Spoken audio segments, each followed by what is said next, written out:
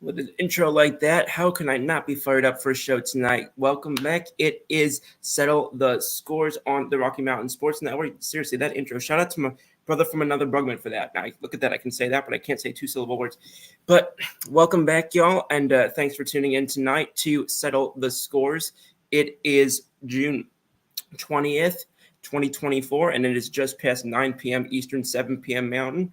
And it is time to spend 60 minutes and settle the scores with these Colorado Rockies, who, once again, are, even if they are not particularly in the wild card race or in the playoff hunt, they don't fail to be interesting in their own ways. That was evident last night. That was evident going back to the series last week against Pittsburgh, and much times in between. So we're going to break into that. We're going to talk about some of the guys who have been on some Rocky Mountain highs for this team recently. We're going to talk about some teams some players who have been on the rocks and having some valleys with this team recently. And we're going to talk a little bit as well about some of the specific events that happened the past week, both on the field and a little bit more with regard to some of the calls that obviously have been discussed and have been heavily criticized, coming down to right at the very end of last night's loss against, the other night's loss against the Los Angeles Dodgers. So we're going to break into all that and more tonight. If you guys have anything that you want to talk about that is not on my agenda, please feel free to chime in. Love interacting with y'all. That's what makes these shows so great, is getting to have you guys in the comments and seeing what's on your mind with regard to, the Colorado Rockies, teams around the National League West, or anything else related to all of that. So looking forward to it, and thanks again for tuning in. With that said, we're going to kick off a little bit with some of the games that have been going on the last few days. We're going to Mr. Osborne's going in saying scoops. Mr. Osborne, great to see you. Thank you so much for jumping on. And it says, how are you, bud? I'm doing great. Thank you so much. And looking forward to finally being able to get that show in with you that has been delayed for far too long. And my apologies for that. Mr. Dutchy Knoppers says, howdy, Scoops, feeling any better? Mr. Dutchy, first of all, thank you for asking. I can gladly report I'm feeling very much better from where I was the other night. Hated that I canceled both the Thursday and Sunday shows, but definitely think in the interest of having some great content, definitely think it was the right move, and I'm happy to be back now. That's all that matters, is that we're going to get in some great content today. But thank you again for asking. And going back to what I was on. So going back and just kind of going back, I'm going to go back still only the last couple series. I could go back a little bit further to when the last show was on, but just to go back and kind of talk about the most recent thing, because I think that's what's on most people's minds right now. Baseball is a very what have you done for me most lately sport.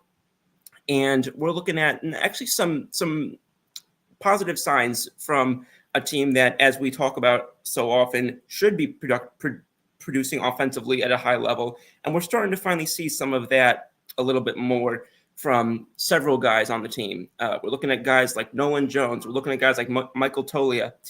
We've got some clutch moments from guys like Jake Cave. And we're going to talk about all that and more. Mr. Ronquillo says, good evening, Scoop. Mr. Ronquillo, good evening to you, sir. Thank you for coming on tonight.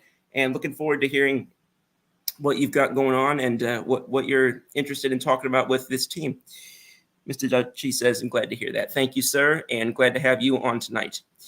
So, again, we're talking about this team, and the last couple of episodes, we've been talking. I know we've obviously discussed the bullpen ad nauseum, but even the offense, and that's almost been more concerning for a lot of us. And Keith and I have talked about it when he's been in the comments, and a couple of other people have mentioned it. That this is a team that is so known for going heavy offense for obvious reasons, but that secret sauce or that calling card, that bread and butter, whatever you want to call it, that wasn't even coming through for them. That is now finally start to come through for them. We've got in the last week, so the numbers that I've got are going back to their last off day, which was June 13th, which was a week ago. But they're leading in their weighted on base average. So they're leading in their players just getting on base with respect to the averages of the league and with respect to the park that they play in.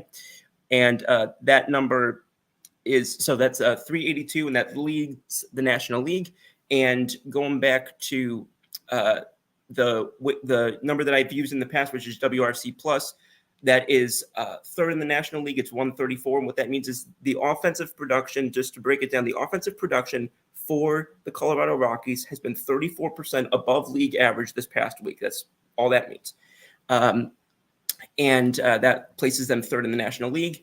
And for those who like when I use the wins above replacement, just to kind of round everything up on offense and defense, they're tied for sixth in that. To go to some individual players, because there's a couple guys I really want to highlight who have just been astronomical the past week. And I'm going to break those down a little bit differently. But I really got to highlight Nolan Jones. You talk about somebody who's on a Rocky Mountain high. This guy is putting up some numbers that is just wow. Even for a small sample size, you've got almost a 600 on base percentage, which is, again, you've got guys who don't get 500 on base percentages for extended periods of time. And this guy's got almost 600.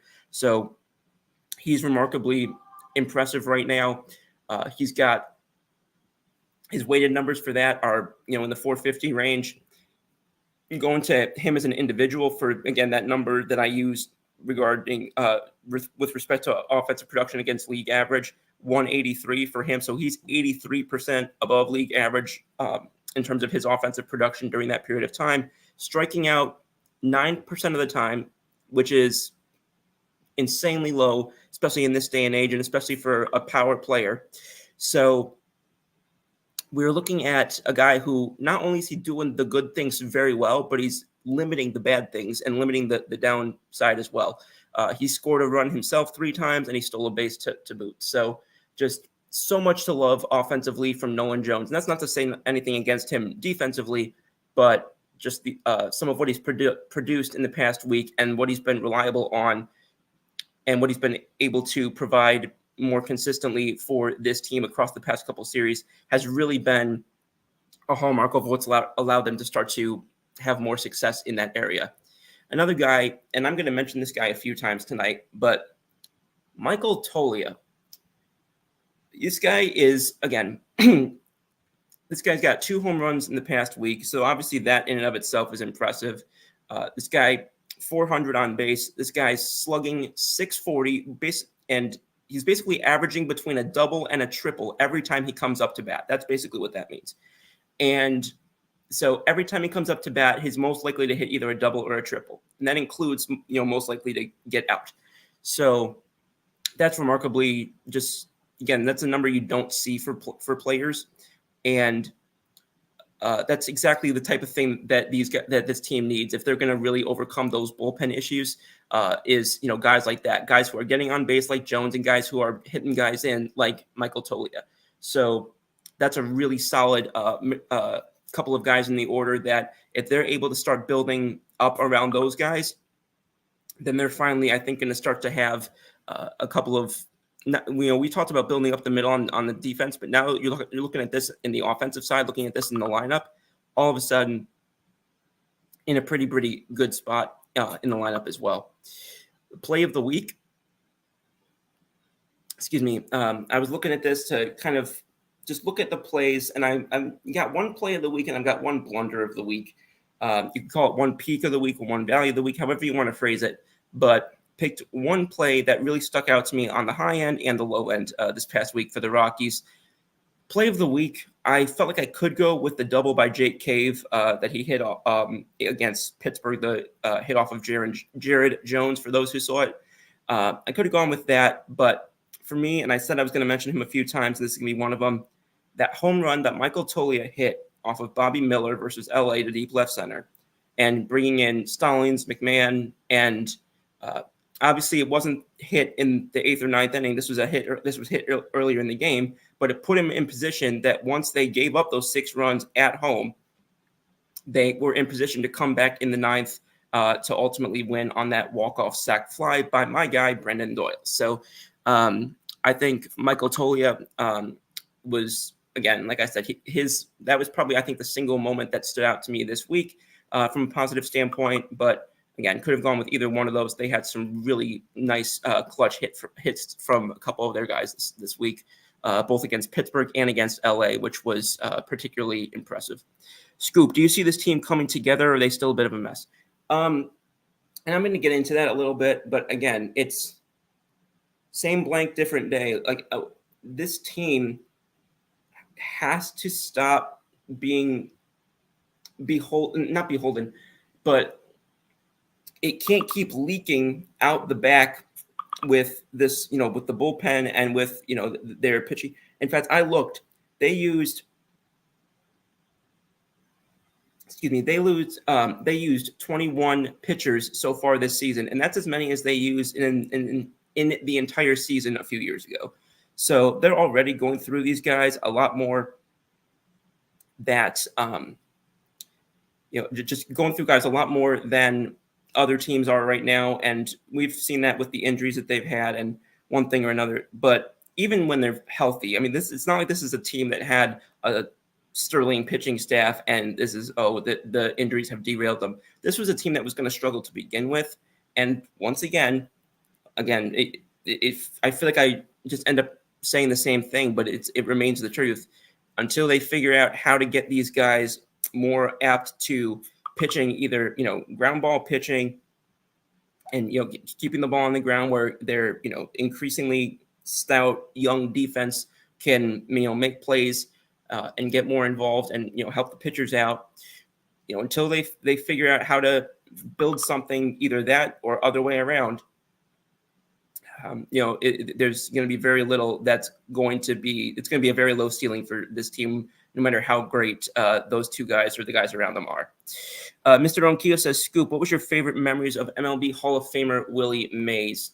So the unfortunate part for me is that Willie Mays, he had retired a long time before I was born and became a baseball fan. I think if I'm going to just say some of my favorite quote unquote facts about him, I would say, first of all, I would say probably the fact that he came back from Korea service. He never actually was in active duty, but he came back from Korea service and proceeded to go to 20 consecutive All-Star games. So I think that's pretty cool. And again, just the fact that he was such a complete player. I understand if you ask people who's, who do you want up in the biggest moment in history, people will probably still say Babe Ruth. Or who do you think, who's the greatest baseball player? A lot of people will probably still say Babe Ruth, or definitely for greatest hitter in history. I'm sure a lot of people will, or they'll give you Barry Bonds if they're fans of him. But if you're talking about somebody who you wanted as the face of your team, you wanted to build your team around, you wanted somebody who was going to be able to do it all, who was going to have all 6 tools, meaning hitting, throwing, running, fielding, power bat, and the off-field intangibles. I don't think there's a guy who's done that in baseball history that I've found that did it like Willie Mays did, in terms of getting all 6 of those things at such a high level. I've only gotten to see little clips in terms of his statements, in terms of his things that he's actually said firsthand. But those things are things that just really stand out to me, because in this day and age, it's just so rare to have a true quote unquote 5-tool player. And some of the ones that we have had are guys who have come with I'll say issues in some other areas for one reason or another. To have a true, if you want to call it again, that phrase, six-tool player. I mean, they just don't come around like pretty much ever. And I said for a while that I think Willie Mays is legitimately can be considered the greatest player of all time, and I still believe that. And I was obviously very sad to hear that he had passed away, and rest in peace to him. And 93 years old is just God bless him. He's had quite a wonderful and respectable life. And excuse me. And also coming off of that, it was interesting because I saw somebody earlier today. I want to say it was Paul Rosen, but I saw somebody earlier today opine that there could be, I guess if you want to call it a petition or just a movement or whatever you want to say, about potentially starting the discussion to have 24, his number, retired league-wide, like they did for Bill Russell in NBA. Obviously, they've done for Mariano in MLB. So that's something that was brought up, and I'm sure other people have brought that up as well. And I think it's an interesting discussion to have, just based on how much he meant to the game and the league, and his teams, obviously, but in so many ways on the field and off. So, not seeing a follow-up here.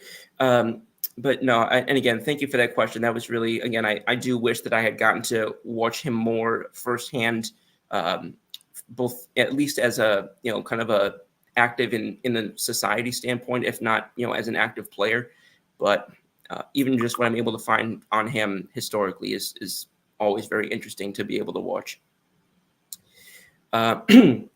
And coming back to that, so I mentioned my play of the week and had spoken about just how impressed I was by those two guys in particular, and that home run and the situation that he was able to put the team in later on. Sometimes the biggest hits, and obviously coming up with a big hit in the 8th or the 9th obviously is huge, but sometimes, everyone says it's what you do in the 8th or the 9th inning, and while I don't disagree with that, a lot of times some of your biggest your highest leverage moments, a lot of those times, those are not coming in the 8th or 9th inning necessarily. Those are coming in the 1st and 2nd inning. Those, if you got the bases loaded with, one out and you don't load the bases for the rest of the game, that was like your one chance. That was your huge moment. So I think sometimes, yes, I agree that it's what you do in a lot of cases in the 8th and the 9th inning or in those huge games. But I think sometimes in terms of leverage, I think sometimes we could examine how we approach that at sometimes as fans, because there are a lot of times where the biggest moments of the game, with how the game turns out ultimately, end up not being at the very end of the game. And this was one example where that, one of the first couple of plays of the game ended up looming large later on when once again, the Colorado bullpen sprung a leak. Keith says, who is your leading candidate for player of the year on the Colorado Rockies? That's interesting. I would probably, I think the sort of the knee-jerk reaction, I think for some people, validly so, I think some people are going to want me to say, Blackmon, but I have not liked what Blackmon's done on defense. But I know some people will probably lean toward him. He has stolen a few bases, so he's not like he's had a terrible year. But as opposed to going off of sort of the name of that, I think if I'm somebody who looks at both offense and defense. If I were looking at just offense, I'd probably look at McMahon, or maybe I would look at a guy like Stallings. Because I look at offense and defense, I got to go with Zeke Tovar. He hasn't walked as much as I would like. So he's not gotten on base as much as I would like. But the power that he's brought, he's hit for plenty of an average. He's stolen a few bases. His defense at a critical defensive position has been fantastic. He's easily been the best defensive player on the team so far this year.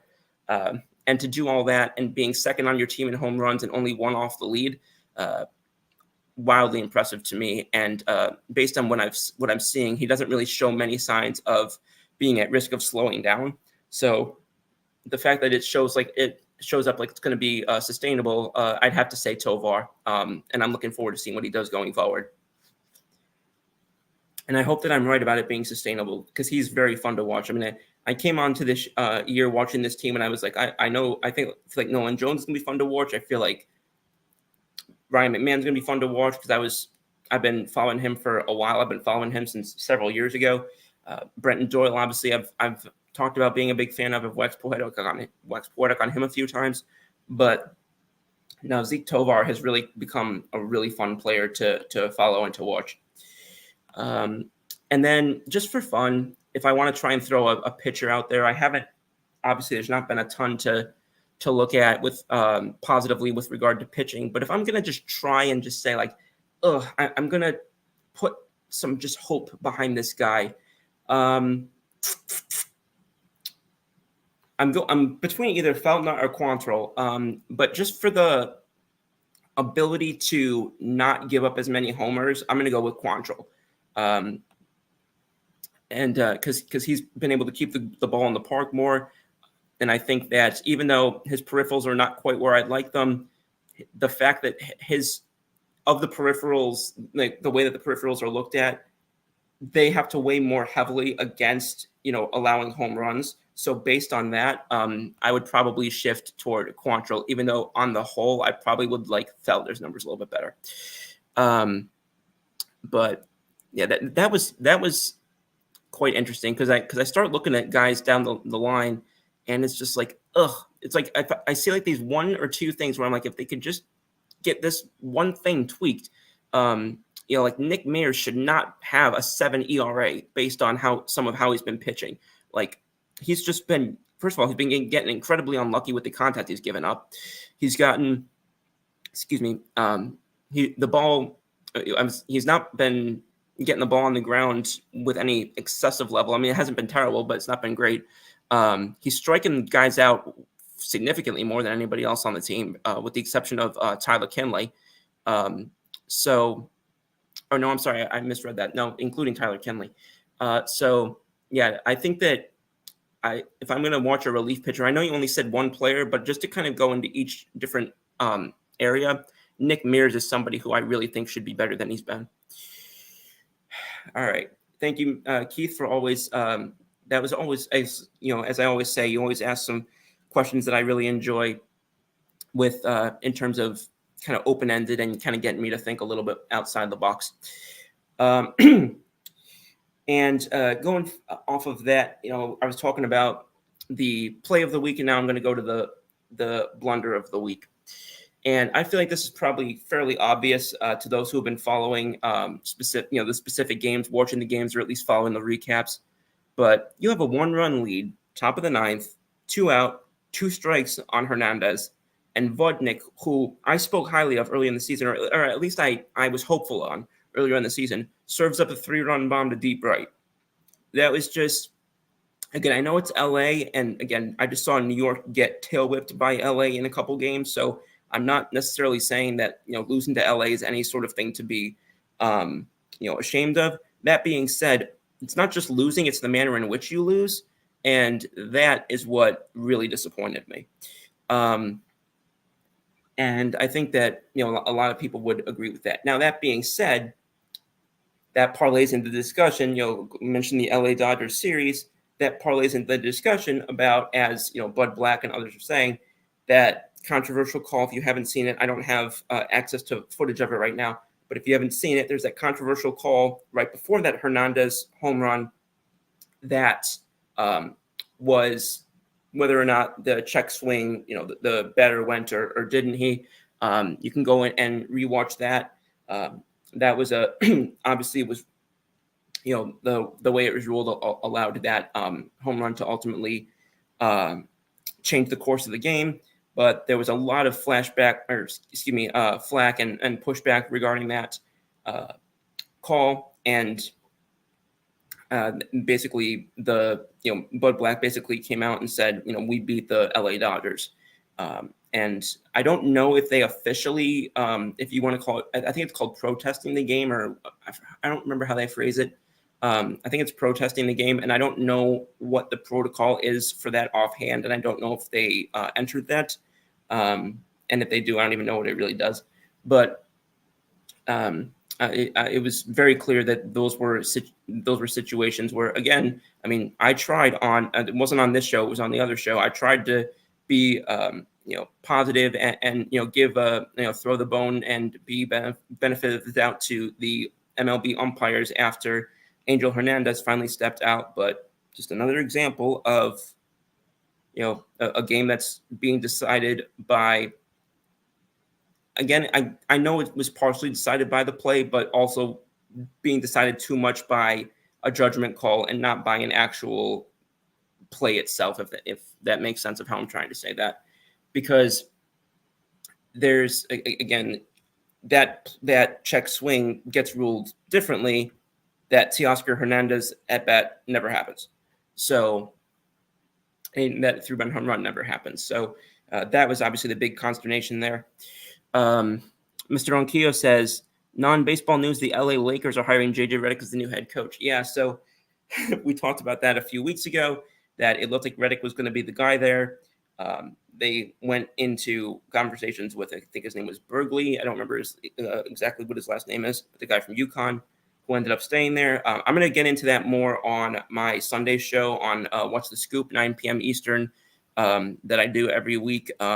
So I'll talk more about that on that show. I've got some comments that I'm going to be making on that, both regarding the Redick side of things and the other side of things. So look for that on Sunday as well. And appreciate you bringing that up, because obviously that is a very hot topic right now, even though it's not directly related to the Rockies themselves. So again, we're talking about events of games. We're talking about sort of team-wide statistics. Couple of guys who I think overachieved this week. Some guys who I think probably are in for a little bit of a negative regression. Charlie Blackmon, he had a power surge this week, which is just wild. He had a home run and three doubles. Excuse me. He had multiple hits on weak ground balls in the infield that should have been made. Plays made on them by the defense. Excuse me. But that was something that he was able to get lucky on. He was got to give credit to him, because the numbers are what the numbers are and the results are what the results are. But I think he definitely got some favorable outcomes, both by weak defensive plays made on some of his ground balls, as well as, again, just incredibly impressive power numbers that typically are not ones that you see extended on lengthy periods of time. On the pitching side of that, somebody who I'm not looking to really to have a lot of success or match his success from this past week over the next foreseeable future, I'm looking at guys like Jalen Beeks. Now, Jalen Beeks, he had, of all the pitches he threw, he had only a few that were, of that, as I've talked about before, that hard hit threshold for, how, what MPH a ball is hit at. And only 4 of the hits that he gave up went for outs, or 4 of the of those events that occurred went for outs, which, again, just something that is not likely sustainable based on averages and whatnot. He threw 58 pitches this past week. Only 5 of them went for that. And again, that's just not something that typically maintains, especially with the way that the Rockies have been pitching recently. Not saying like because of their struggles together as a staff statistically that he'll regress, but just based on the style which they pitch overall, I think that he'll come back to earth a decent amount over the next few games, or at least the next few series. On the backside of that, some guys who I think underperformed this past week. There's a few guys that I was watching on both the pitching and the hitting side, or hitting and fielding side and the pitching side. who I'm looking at, and I think that they're going to go into the next couple series, and I wouldn't be surprised if they had some better results than they've had the last few days. If you looked at this guy and thought, he's having a tough few games, or he's having a tough couple series, hang in there on him, because I think that there's a couple of these guys who are about to break out, or at least could be about to break out. And I don't think I've mentioned anybody's name in this vein off on the non-pitching side more than I have on this guy, but Vodnik. He's got a ton of pitches that were impressively fouled off by guys like Michael A. Taylor. He had just guys who were getting into impressive at-bats off of him. In contrast to the number I mentioned with Beeks, he had 11 of his pitches hit for hard hit contact, and he had 8 of his pitches fouled off and gave up 3 infield singles, so 3 infield plays that I went back and saw that the left side of the infield should have been able to make plays on that. So he was falling victim to some bad luck the past week, in contrast to some of the others I mentioned. So I think that as long as those things don't continue to repeat themselves around him, and as long as he's able to kind of not let those at bats get to where he did with guys like Michael A. Taylor, I think that he should be able to come at least a little bit up from where he was this week. But perhaps nobody on the roster, I think recently, specifically this past week, has come in with more, or come into at least this show and come in from the past week with more just, man, that was some tough sledding, some tough luck, however you want to phrase it. He had 4 times that he was at the plate and he hit a ball incredibly hard for a ground out. He had a fly out and he had 2 of those hard hits for foul balls. Only 1 ball that he hit hard actually went for a hit. Everything else was either an out or a foul ball. And so again, the whole thing is the quote hit strikes hard, which mathematically is the thing that every team is trying to do, every player is trying to do, at least for the most part.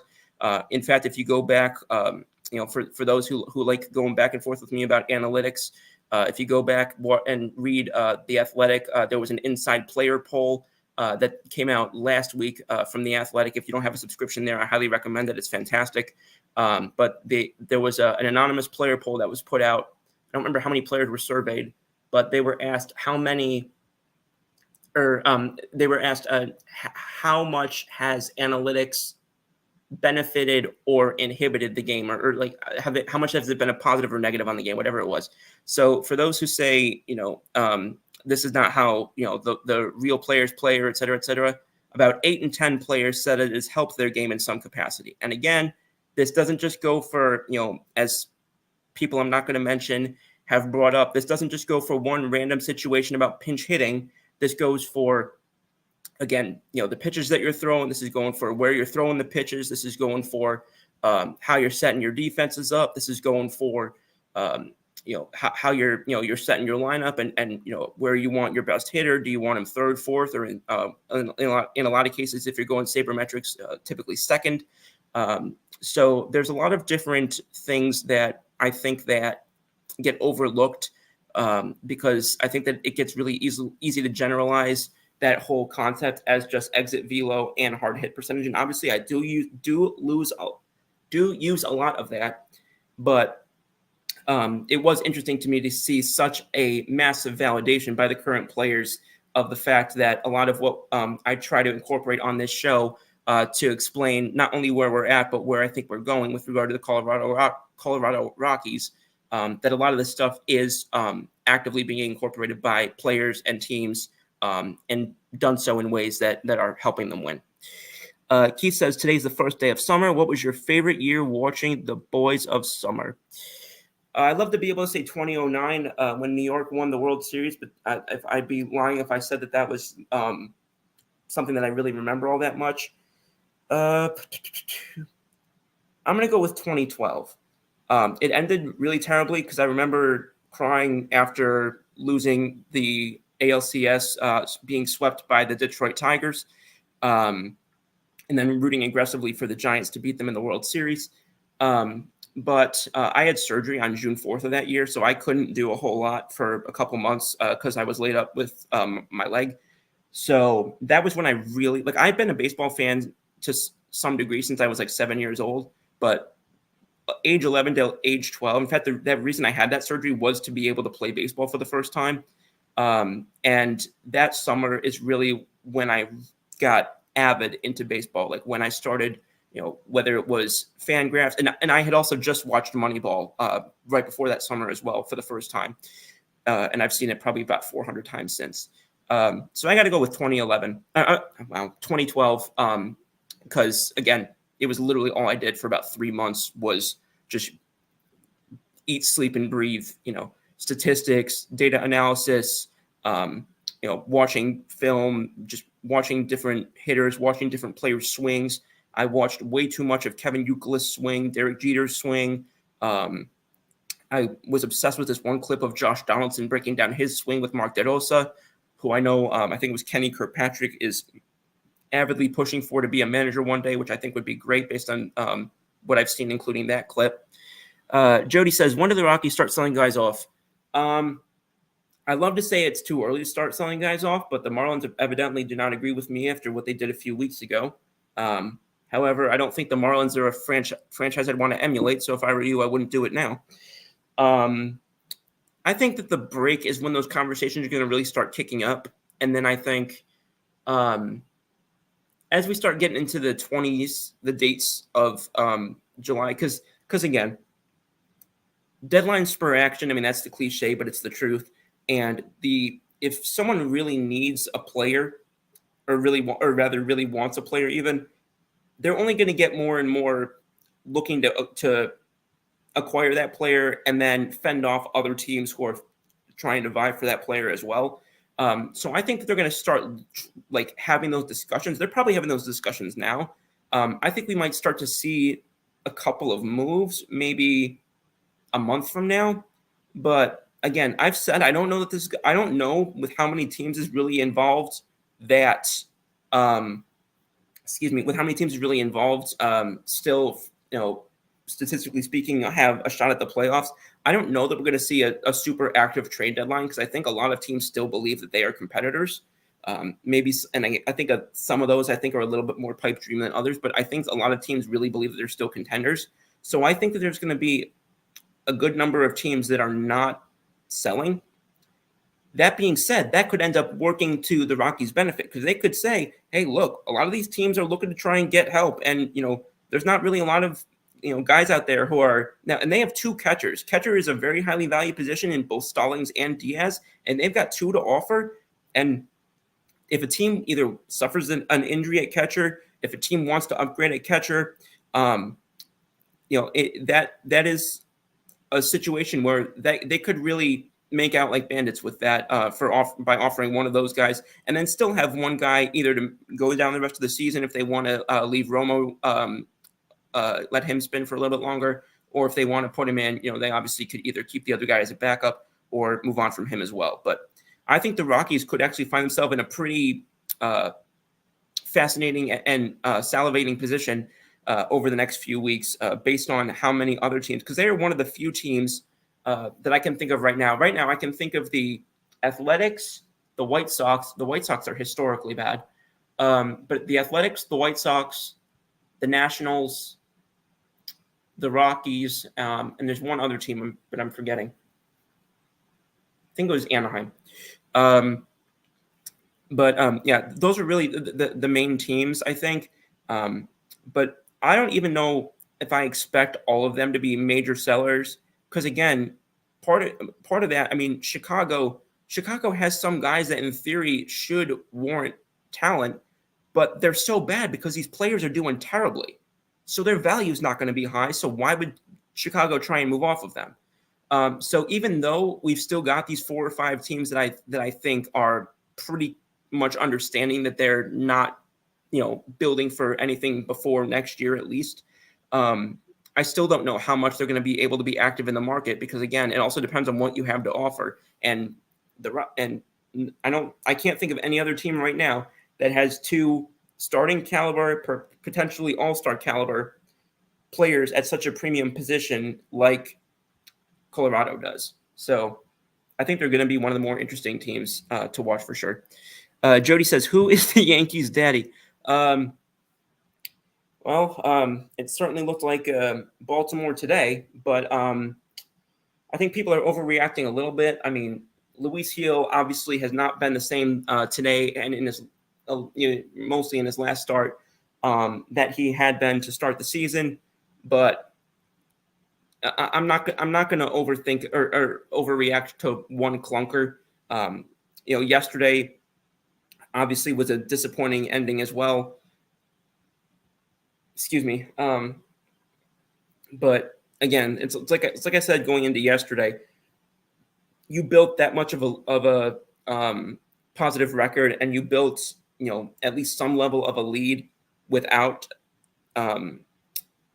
without Cole at any point, having Cole at any point of the season, missing at least Soto or Judge, if not both, for at least small chunks of the season, and guys like Torres, LeMahieu, Trevino, like pretty much everybody but Soto or Judge going AWOL at the plate for at least part of the season or being injured. So yeah, I hate what I saw today and yesterday. Well, actually didn't see the game yesterday, but I hate didn't see the game today. So I hate really what happened obviously today and yesterday, but I'm not going to overreact to it just yet. I will say, I think things are going to get interesting for them over the next few weeks when they have to make decisions in the infield because, Ben Rice, if he continues to, I mean, he's only been up for a couple games, but if he continues to play well, they'll have a lot of discussions to make. But I'll talk more about that on Sunday. Keith says, my favorite guy in swing at the plate, Gary Sheffield. I'm going to have to go back and watch him more. I'm going to be honest. I know that he's, one of the more, big names from that time frame, obviously his connections to New York and such. Not somebody who I'm as knowledgeable on as compared to others from that era. So I couldn't really envision what his, swing or any of that looks like offhand, but I will go and look after the show. Thank you for that recommendation. Because obviously he is typically someone who gets in the news at least once a year when he's come up for a few years in a row regarding the Hall of Fame discussion, which obviously his PED connections have held him off so far. Jody says Jeff Bagwell. I'm guessing that is in reference to the question about swings. But if I'm wrong about that, Jody, please correct me, and I'll bring back the context. Favorite current player swing on the Rockies? Boy. That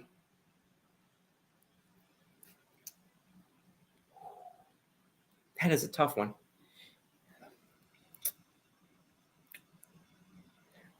I'm going to have to come back to that one. I'm sorry. That's definitely one of the tougher questions I've gotten. I love it. But I couldn't really tell you offhand right now, but I'm going to make note of that to come back to that. In fact, I'm going to write that down. Thank you, Keith. I feel like there's always once a week. I feel like it's usually Keith, but it's either Keith or Kenny or somebody. At least somebody always hits me with a question that just stumps me. We should have we should bring on a segment to this show. Call it Stump the Scoop, because I feel like at least one time per episode somebody's able to pull that off. David Burns says, watching from Cedar Hill, Texas. Mr. Burns, really appreciate you. Hope you're doing well. Thank you for always being super active in watching these shows, commenting, following along means a whole lot. So thank you. And with that being said, I don't want to go any further without going on to one of the most important parts of being a Rocky Mountain Sports Network, being a part of Rocky Mountain Sports Network. And that is talking about our good friends over at Morgan Trinkets. Excuse me. With over 33 years of experience, they are your headquarters for Southwest pottery and jewelry, as well as estate gold at wholesale prices. Started in 1990, and once a nationwide company, they now do shows exclusively in northern Colorado and southern Wyoming. All their gold is real gold, 10, 14, or 18 karat gold, and all their silver is sterling silver. How do you find Morgan Trinkets? On Facebook by searching Morgan Trinkets today. If you catch Morgan Trinkets at one of their shows, they take all major credit cards. On Facebook, they take PayPal, and all orders over $50 are ship free. Check out Morgan Trinkets on Facebook today. And I also want to obviously give a shout out to Ms. Pearl Heater, who has been very active and involved, and a great supporter of what everybody over here, and just interacts a lot, and also posted an adorable picture earlier of her little pet. So that was really I think the one that she posted on during the show last week. But that being said, coming off of that, excuse me, I'm going to go in and kind of look at a couple things going on around the league real quick before we do a little bit of a look ahead to the next couple of series. Excuse me, sorry. In the National League West, probably the biggest update that's happened the last few days was the Dodgers losing Mookie Betts for his fractured left hand. They are replacing him on the roster with Miguel Vargas.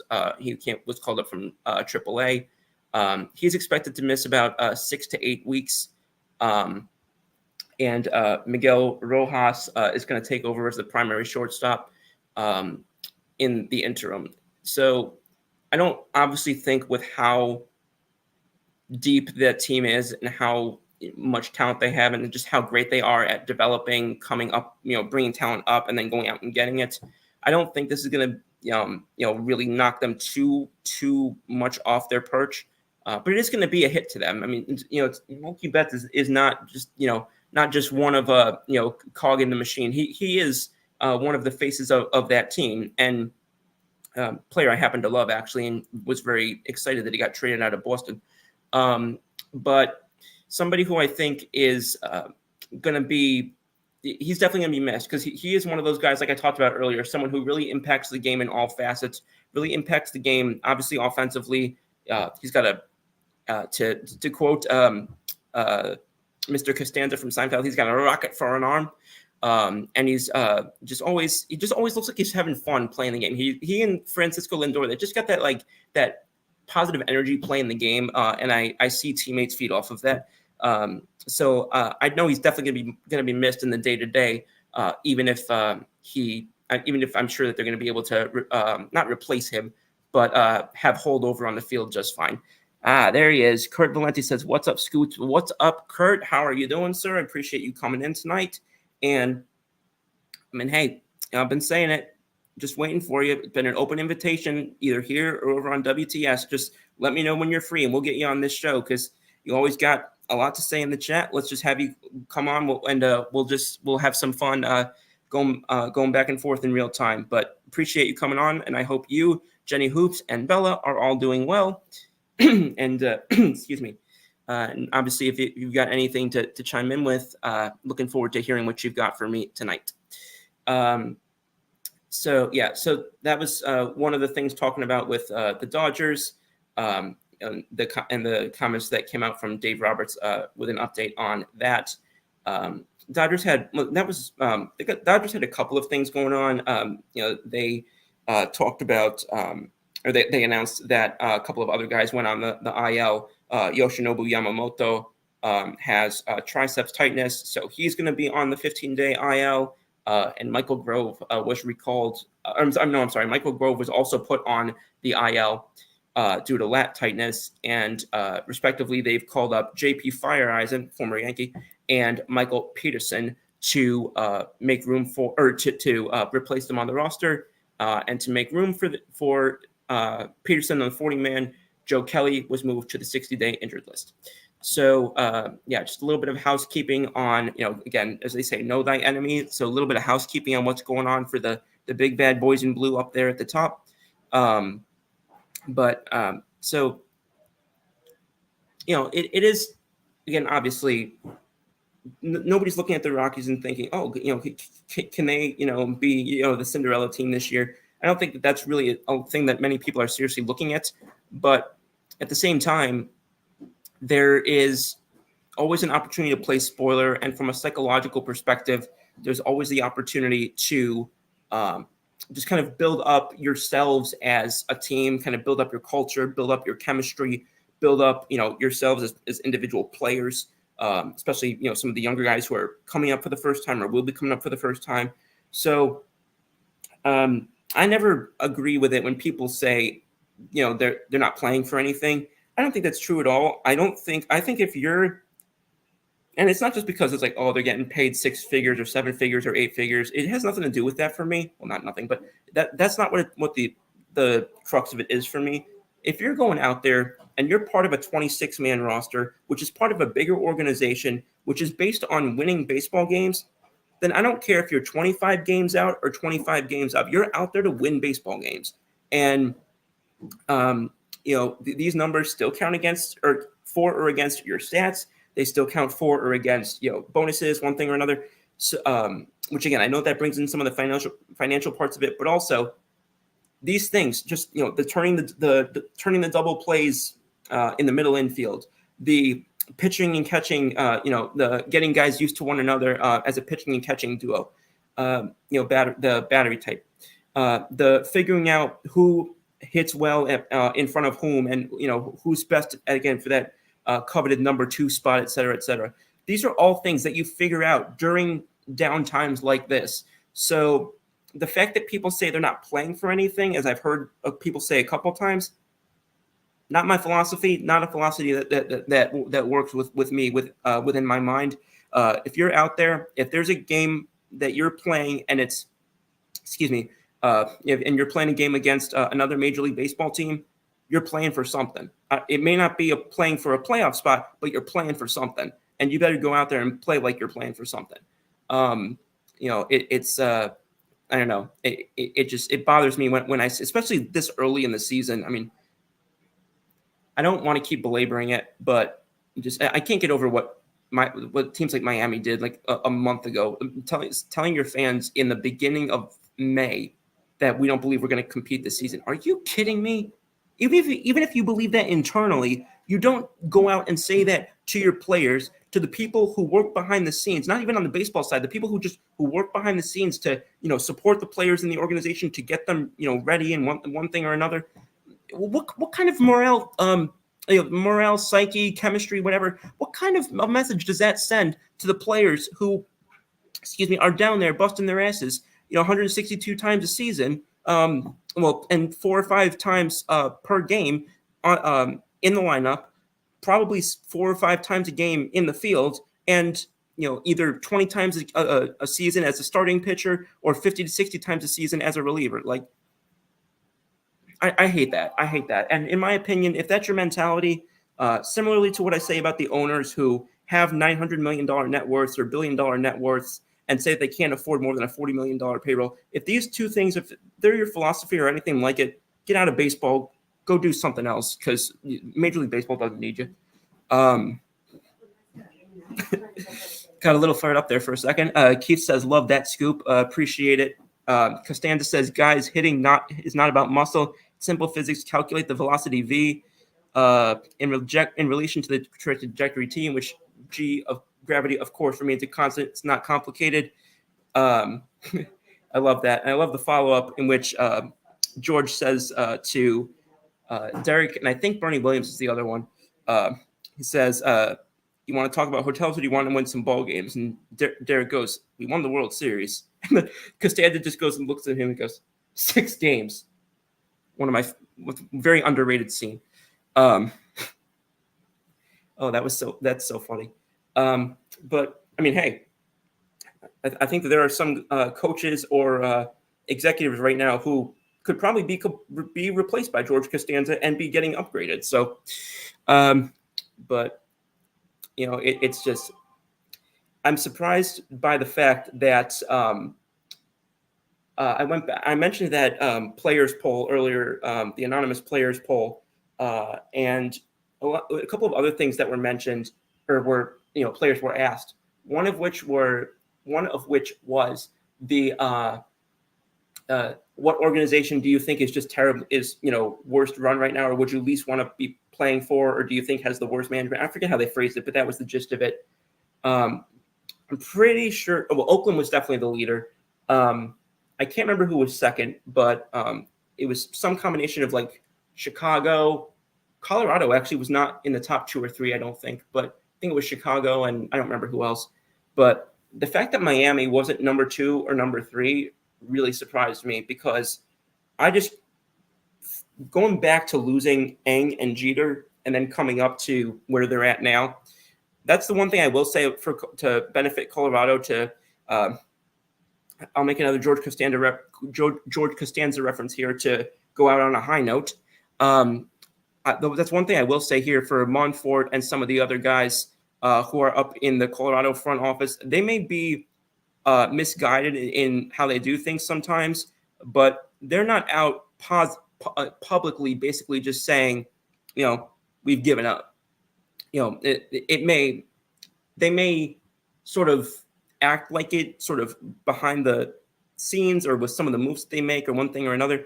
But I think more often, actually, especially with some of the moves like Ian Desmond or Chris Bryant, I think at times they've been more delusionally believing that they can be competitive rather than, the other way around.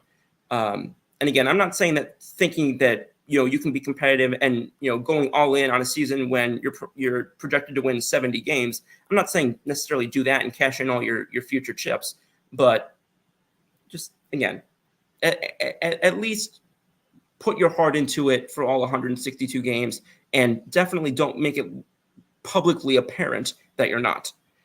Is Bud Black a good or bad manager? I'm still on the Bud Black train. I think that you can name 10 different either people or aspects of the operation with regard to the Colorado Rockies this year that are more connected to their lack of success than is Bud Black. I think Bud Black might be part of the reason why they don't, for lack of a better way of putting it, why they don't suck more, to be honest. I mean, he's a pitching coach. Like, historically, he's got pitching background, and the pitching is still this bad. I can only imagine how the pitching would be without somebody like him there. But yeah, that's what probably would have to say about that. And I said this earlier on something else as well, but I think people get so, and again, fanatics, you get frustrated. Obviously, you get frustrated and you're like, oh, this guy sucks, I want him out of here. This, fire this manager, fire this coach, fire this GM, whatever the case may be. I think what people lose sight of sometimes is that the grass isn't always greener. And in my mind, if someone's going to tell me, again, I say the same thing about in a situation like New York, I'll say about Colorado. If anybody wants to tell me they want to replace Bud Black, okay, tell me who your idea is, and we'll discuss that. Who your idea of replacement is. Just telling me you want Bud Black out of here, okay, but we can't have a ghost or AI as a manager. So, and I'm not saying that about you. I'm saying just that about what I see fans in general saying for any team is they want to fire this guy, they want to get rid of this guy, but I'm not convinced that there's really somebody out there right now who I think is a decided potential upgrade over Bud Black, personally. That being said, we are just ticking up to the buzzer, as the unofficial buzzer, as they say. So I just want to say it was a very hopping episode tonight. Had a lot of people in, a lot of familiar faces, a couple of new ones. So I just want to thank y'all again so much for jumping on. Again, I apologize for the sudden cancellation of last week, but was really excited to be back today. I think we had a lot of fun discussions, both about what's actually gone on and about some of the things that could happen going forward, hypothetically. And it's, again, I'm curious to see how this recent upward trajectory of offensive play, how much it lasts, and who can maintain their numbers. And well, Keith says, how are you feeling going against the Nationals and Astros in the next week? I think that, again, the Astros were never going to be as bad as they started out the season. I also don't think the Astros are what the Astros have been from 2017 to 2023. I think they're somewhere in between.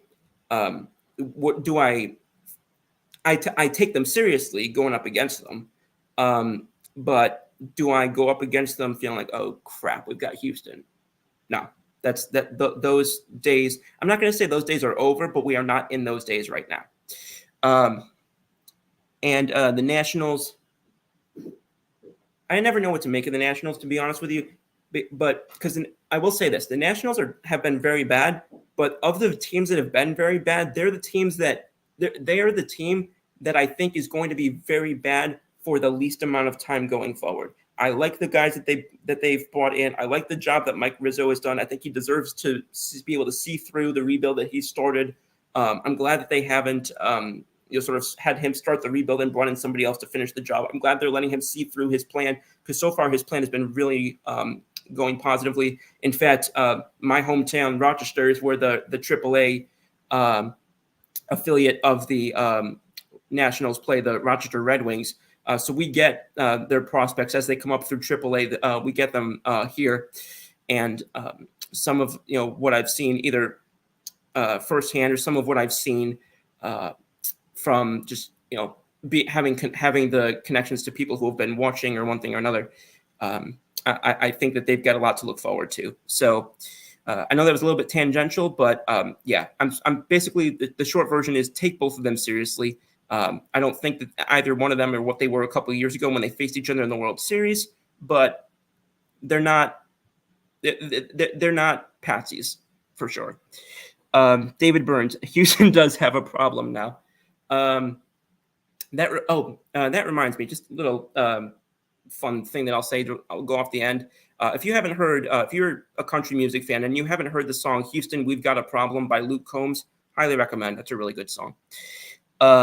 Jody Moncrief says, doesn't help. We have two starting pitchers getting Tommy John and JV on the IL. Yeah, I mean, JV, how is JV going to, I mean, the fact that he pitched, the guy was looking like he was going to be Jamie Moyer, because what is he now, 45 and still pitching? And for a while, he was still pitching like he did when he was a Cy Young in Denver. So, Detroit. Keith says, and then you get the White Sox. Yeah, I don't understand.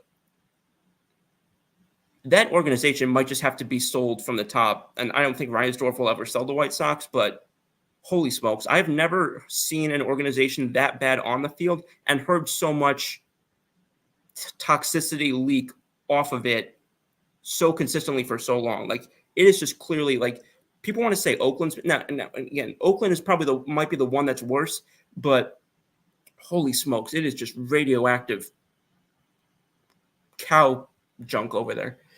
But that being said, we have ticked past that so-called buzzer. And again, just want to say one more thank you to everybody, and join me on Sunday night. We are back finally, and we've got a special guest, so you won't want to miss this, making his What's the Scoop debut. So see me on that show Sunday night, 9 p.m. Eastern, 7 p.m. Mountain Time, supported by both the K&K Sports Show and the Rocky Mountain Sports Network. And see me back here Thursday, 9 p.m. Eastern, 7 p.m. Mountain Time to settle the scores once again with our Colorado Rockies. Good night, y'all.